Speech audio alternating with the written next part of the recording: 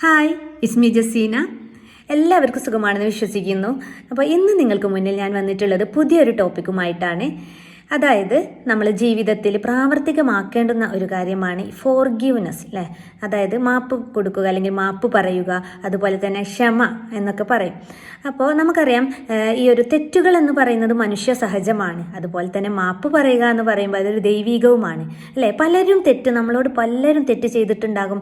പലരും ഒരുപാട് അറിയാതെ തെറ്റുകൾ ചെയ്തിട്ടുണ്ടാകാം. അതുകൂടാതെ തന്നെ കരുതിക്കൂട്ടി നമ്മളോട് തെറ്റ് ചെയ്തവരൊക്കെ ഉണ്ടാകും. നമ്മളത് മനസ്സിൽ നമ്മളിങ്ങനെ താലോലിച്ച് കൊണ്ട് നടന്ന് നമ്മൾ ചിലപ്പോൾ ഒരു പ്രതികാര ബുദ്ധിയോടെ കണ്ടു കഴിഞ്ഞാൽ ചിലവരൊക്കെ അതിന് വേണ്ടിയിട്ട് ഒരുപാട് സമയം കണ്ടെത്തും.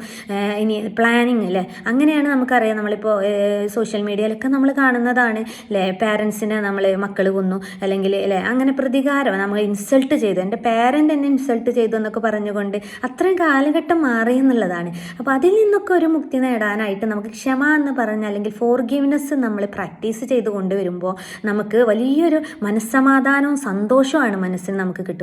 നേരെ മറിച്ച് നമ്മൾ പ്രതികാര ബുദ്ധിയോടെ നമ്മൾ കാണുമ്പോൾ എന്താണ്, നമുക്ക് ഉള്ള മനസ്സമാധാനവും നമ്മൾ നഷ്ടപ്പെടുത്തുകയാണ് ചെയ്യുന്നത്. അപ്പോൾ നമ്മൾ മാക്സിമം ക്ഷമ പ്രാക്ടീസ് ചെയ്യുക.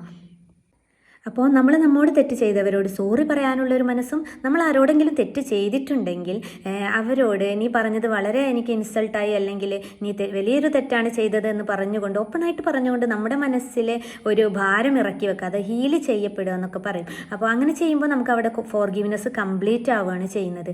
അതുപോലെ ഇതൊന്നും കൂടാതെ നമുക്കവിടെ ഒരു സ്വീറ്റ് റിവെഞ്ച് എടുക്കാം, അല്ലേ? അവൾ എന്നോട് അത് പറഞ്ഞില്ലേ, എന്നെ അത്രയും ഇൻസൾട്ട് ചെയ്തില്ലേ, ഞാൻ കാണിച്ചു കൊടുക്കുമെന്ന് പറഞ്ഞുകൊണ്ട് എന്താണോ എനിക്ക് ചെയ്യാൻ പറ്റാത്ത ഏത് കാര്യത്തിലാണ് അവർ ഇൻസൾട്ട് ചെയ്തത് അത് ചെയ്ത് കാണിച്ചു കൊടുക്കുക എന്നുള്ളത്. നമ്മളെ തട്ടിപ്പറയുമ്പോൾ നമ്മളത് ആ രീതിയിൽ തന്നെ നമ്മൾ നല്ല രീതിയിൽ നമ്മളൊരു സ്വീറ്റ് റിവെഞ്ചായിട്ട് എടുത്തുകൊണ്ട് ചെയ്യുമ്പോൾ അതിനൊരു അർത്ഥമുണ്ട്. അങ്ങനെ എല്ലാ രീതിയിലും നിങ്ങൾ ഫോർഗീവ്നെസ് നിങ്ങളുടെ ജീവിതത്തിൽ പകർത്തുക എന്നുള്ളതാണ്.